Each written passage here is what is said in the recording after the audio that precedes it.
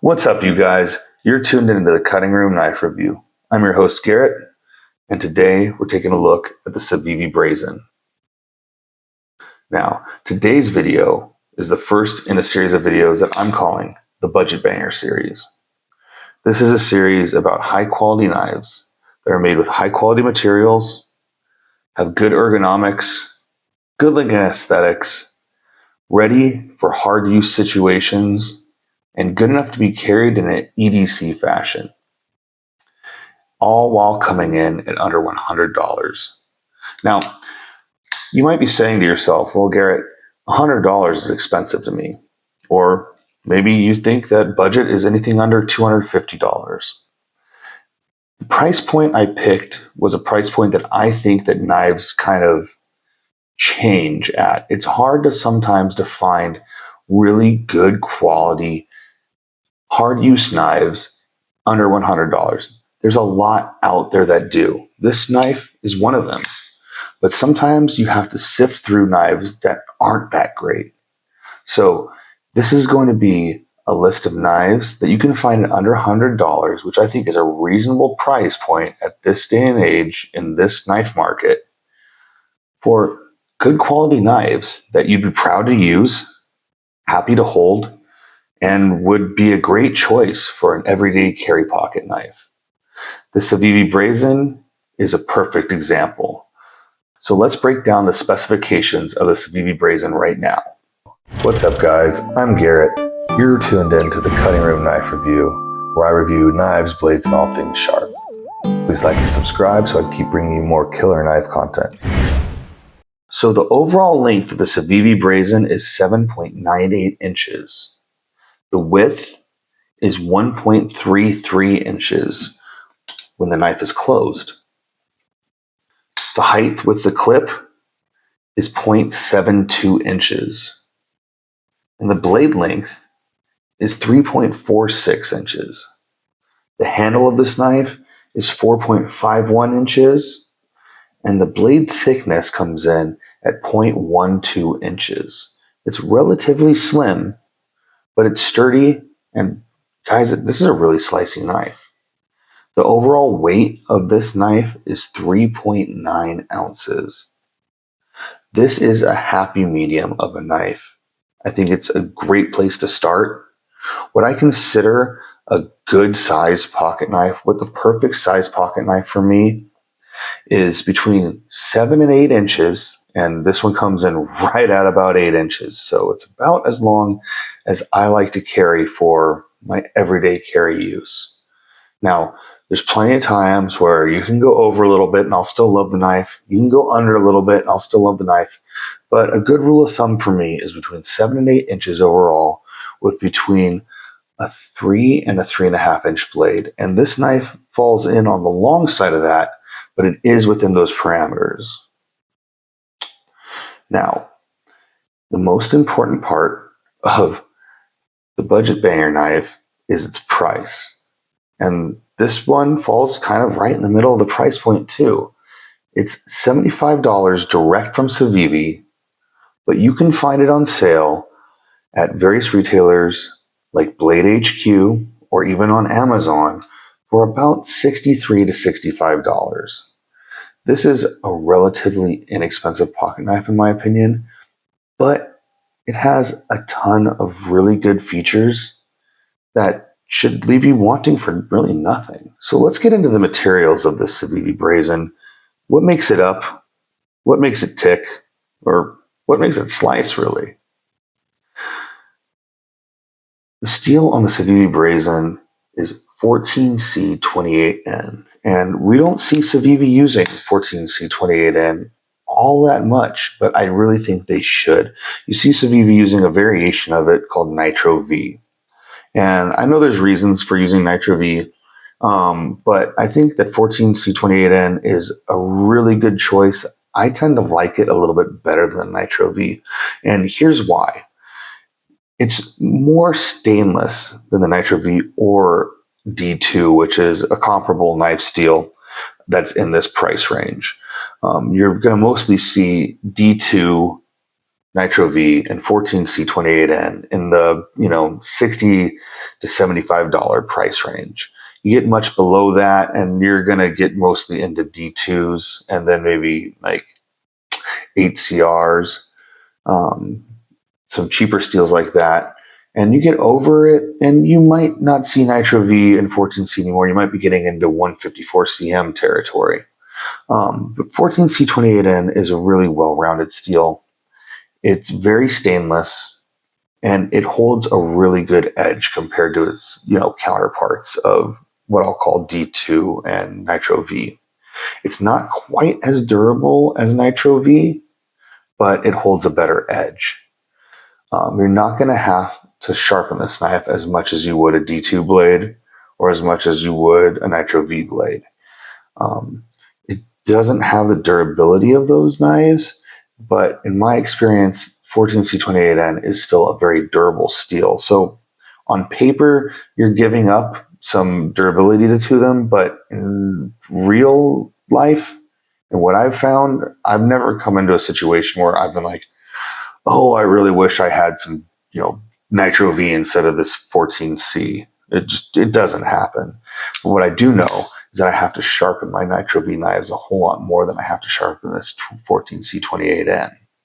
And while D2 can be a great choice as far as this price range of pocket knife goes, it's not nearly as stainless. You're going to find that corrosion plays a big factor in D2 knives and why you may or may not want them. So I live in San Diego, and I don't always use this knife in environments that are completely dry. If you're going to use this for food preparation, if you're going to use it and get it wet, this might be a better choice for you than, say, D2. And even though you're giving up a little bit in the durability aspect, I still think 14C28N holds its own as far as hard use goes. Now let's get into the rest of the materials of this pocket knife. We have a G10 scale. The G10 scales are on top of stainless steel liners and stainless steel hardware. Now, G10 I really like as far as a scale goes. It's just durable, it's grippy. Now let's get into the other aspects of this Civi pocket knife.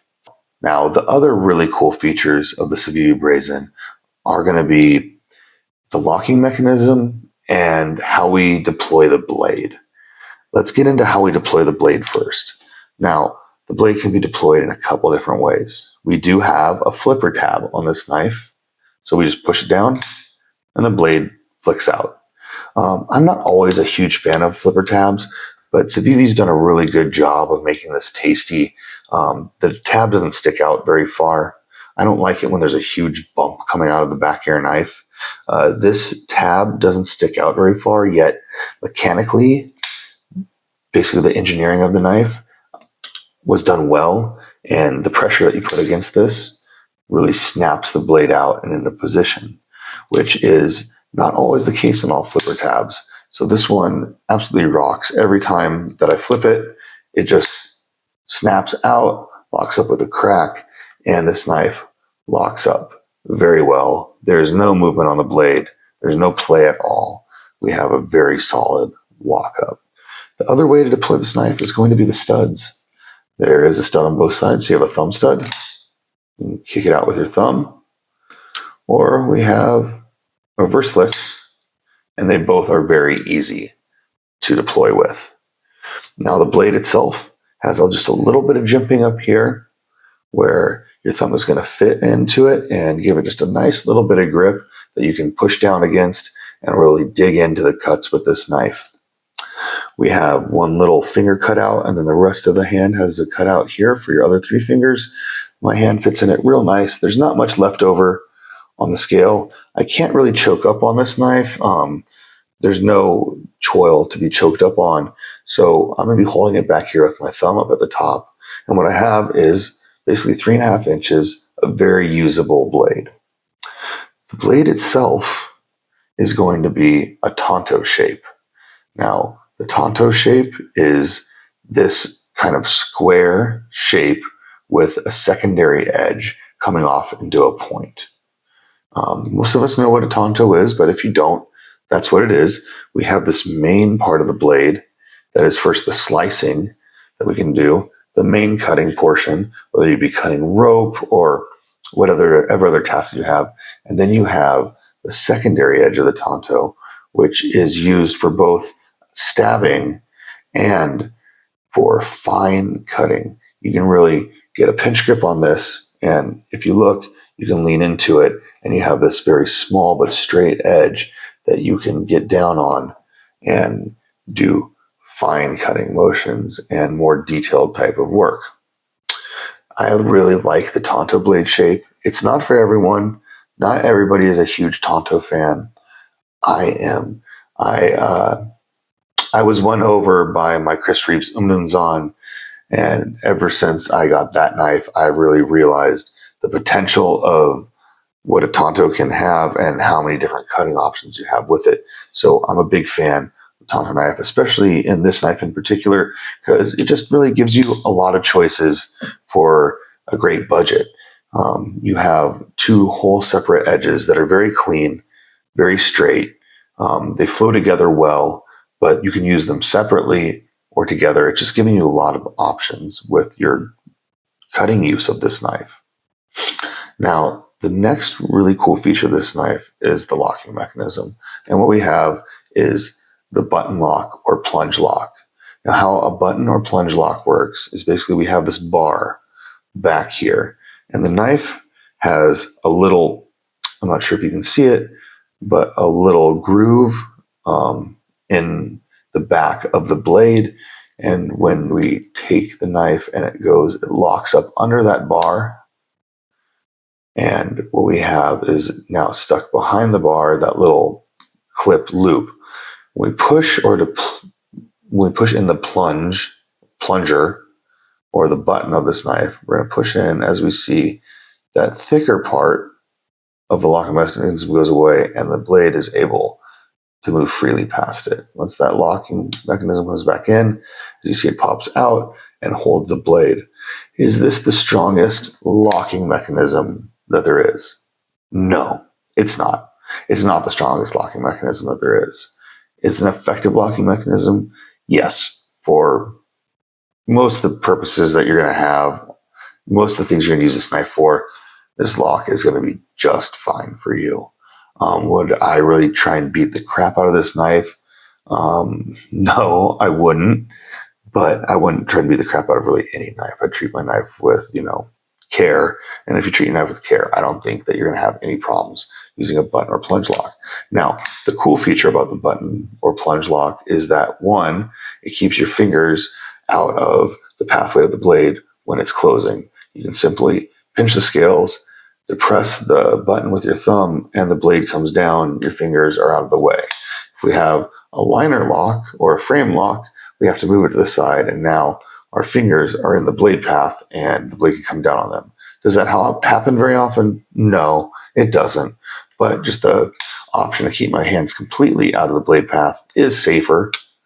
And another great thing about a button or plunge lock is that it's ambidextrous. We can now use our index finger, if we're left-handed, to deploy plunge lock the button, and it works just the same as you would with a right-handed carry. So this is basically an ambidextrous pocket knife. As you see, we have a hole for the clip. We can switch the side of the pocket clip, and everybody lives happily ever after, even if you're left-handed. So lefties rejoice, the Brazen will work for you. So let's take a look at the Civi Brazen next to some of its more popular counterparts. We have, of course, the Para 3. The Spyderco Para 3 is a little bit smaller than the Brazen, maybe about an inch shorter, same size handle, less blade. Now we have the Paramilitary 2, which is just about the same size as the Brazen. And I brought out my Tanto just because, why not? One Tanto for another. And if you look at the size of the Brazen, it's a little bit shaped a little bit differently, but we have basically the same size as the Spyderco Paramilitary 2. We're looking at a very comfortable knife.